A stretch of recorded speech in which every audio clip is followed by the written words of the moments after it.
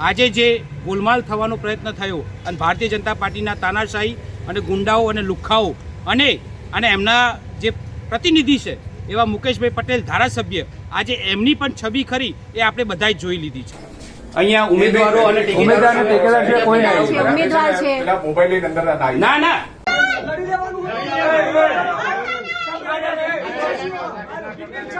મહેસાણા મહાનગરપાલિકાના સ્થાનિક સ્વરાજ્યની ચૂંટણીના ઉમેદવારોના ફોર્મ ચકાસણીના સમયે સ્થાનિક ધારાસભ્ય મુકેશ પટેલ ચૂંટણી પ્રક્રિયાને પ્રભાવિત કરવા પોતાના હોદ્દાની ગરિમા ન જાળવી એક હત્તું વર્તન કરવા જતાં આમ આદમી પાર્ટીના જિલ્લા પ્રમુખ જયદેવસિંહ ચાવડા, લોકસભા ઇન્ચાર્જ ભરત પટેલ, યુવા અધ્યક્ષ સંજયસિંહ ઠાકોર, ઉમેદવાર જયેશભાઈ પટેલ, ગાયત્રીબા ઝાલા, અલ્પેશ પટેલ તેમજ તેમના સમર્થકોને જાણ થતાં જ ભાજપની કુનીતિ બાબતે આમ આદમી પાર્ટી તરફથી તેનો સખત વિરોધ કરવામાં આવ્યો હતો, જેમાં તેઓ વતી સ્પષ્ટ રજૂઆત હતી કે ફોર્મ ચકાસણી કરતી વખતે દરખાસ્ત કરનાર તેમજ ઉમેદવાર જ હાજર રહી શકે, એ સિવાય અન્ય ત્રાહિત વ્યક્તિ આ પ્રક્રિયા દરમિયાન હાજર રહી શકે નહીં।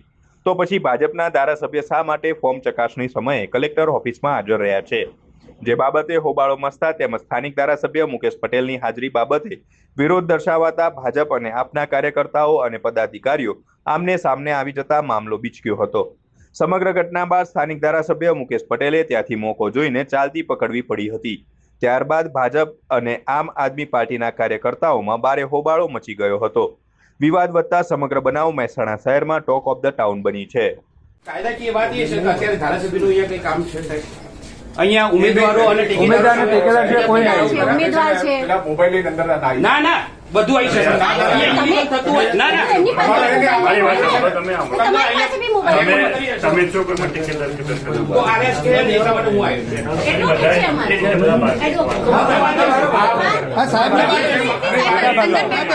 ઉમેદવાર ટેકેદાર અંદર કરે ઓકે, બસ અમારી એક માંગ છે। નિયમ એ છે તો ડે ટુ ડે જે કહેવાવું છે બીજા પહેલા એમના તો ટેકેદાર પણ એક ફોર્મમાં ક્વેરી છે 4 સ્ટેમ્પની એ દેખી લો એટલે પૂરું થાય। નહીં સાહેબ, એ ઉમેદવાર જોશે ને સાહેબ, એ ઉમેદવાર જોશે ધારાસભ્ય તરીકે। કોઈ સ્પેસિફિક પહેલા એક તો છે ને આપેલ ભાઈ ના ફોન રેકોર્ડિંગ રહેશે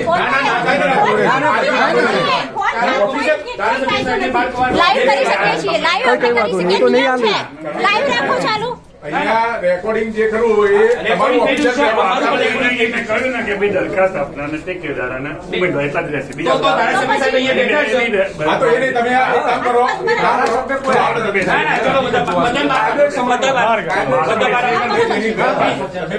અમારા સાહેબ ના ના કરો ચાલુ। એ પછી વાત ધારાસભ્ય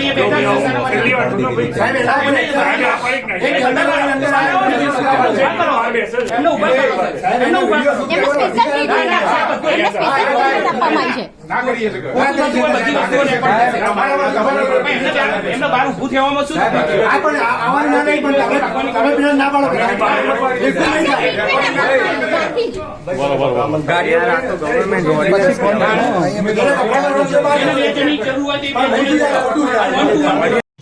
જય હિન્દ, જય ભારત, જય જય ગરવી ગુજરાત। આજે મહેસાણાના અંદર મહાનગરપાલિકાની ચૂંટણી સંબંધે જ્યારે આજે છટણીનો કાર્યક્રમ હતો એ સંદર્ભે આજે જે ગોલમાલ થવાનો પ્રયત્ન થયો અને ભારતીય જનતા પાર્ટીના તાનાશાહી અને ગુંડાઓ અને લુખ્ખાઓ અને એમના જે પ્રતિનિધિ છે એવા મુકેશભાઈ પટેલ ધારાસભ્ય આજે એમની પણ છબી ખરી એ આપણે બધાએ જોઈ લીધી છે। આજે સવારના પરમાં જ્યારે અમે ચકાસણી કરવા માટે આવ્યા લગભગ 11:30ની આસપાસ તો મુકેશભાઈ પટેલ ત્યાં બેઠા હતા। કેમ બેઠા હતા? ધારાસભ્યનું અહીંયા શું કામ છે? નગરપાલિકાના કોર્પોરેશનની ચૂંટણીના અંદર ધારાસભ્ય આવીને બેસે અને ચૂંટણી કમિશનરના સામે શા માટે કે અહીંયા ઉમેદવાર અને એના ટેકેદાર અને એનો દરખાસ્ત કરનાર આ ત્રણની જ જરૂર હોય છે। આમ છતાંય ધારાસભ્ય સાહેબ અહીંયા બેસી અને પોતાનું પ્રતિનિધિત્વ બતાવવા માગતા હતા અને પ્રેશર કરવા માગતા હતા। આ દરમિયાન અમારા વોર્ડ નંબર 10ના ઉમેદવાર શ્રી જયેશભાઈ પટેલ, માફ કરજો, વોર્ડ નંબર 8ના ઉમેદવાર શ્રી જયેશભાઈ પટેલ, એમના દરખાસ્ત કરનાર શ્રી મહેશભાઈ સથવારા એમને કાલ રાતથી ફોન આવતા હતા ધમકી ભર્યા। અને આજે જ્યારે અમને સમજવા મળ્યું કે ભાજપના ગુંડાઓ લુખ્ખાઓ એમની પોતાની ગાડીના અંદર બેસાડી એમને ભગાડી ગયા હતા અને એમને લઈને જતા રહ્યા હતા જબરજસ્તીથી, તો આજે જ્યારે કલેક્ટર ઓફિસમાં તેઓ આવ્યા ત્યારે તેઓ એટલા ડરી ગયા હતા અને એમને ત્યાં જબરજસ્તી ત્યાં બોલાવવામાં આવતું હતું પરંતુ તેઓ નિડરતાથી સામનો કર્યો અને એમણે કહ્યું કે હું કોઈપણ સંજોગોમાં મારું ફોર્મ જે અમારા જે દરખાસ્ત કરનાર તરીકે મેં હતું એ ફોર્મ પાછું ખેંચીશ નહીં. એટલા માટે એ અત્યારે સેફ જગ્યાએ છે. અને આ શું થઈ રહ્યું છે, આ ચૂંટણી પંચને શું થઈ રહ્યું છે, ગુજરાત સરકાર, મુખ્યમંત્રી અને ગૃહમંત્રી જવાબ આપે કે આ બધું શાના માટે થઈ રહ્યું છે. અંતે સત્યની વિજય થઈ છે અને અમારા દરખાસ્ત કરનાર ખરા એ અત્યારે સેફ છે, કસ્ટડીમાં છે, અમારી સાથે છે અને સલામત છે. અને સાંજ સુધીમાં અમે એમના સાથે જે પણ બનાવ બની છે એ બાબતમાં અમે પોલીસ ફરિયાદ કરીશું.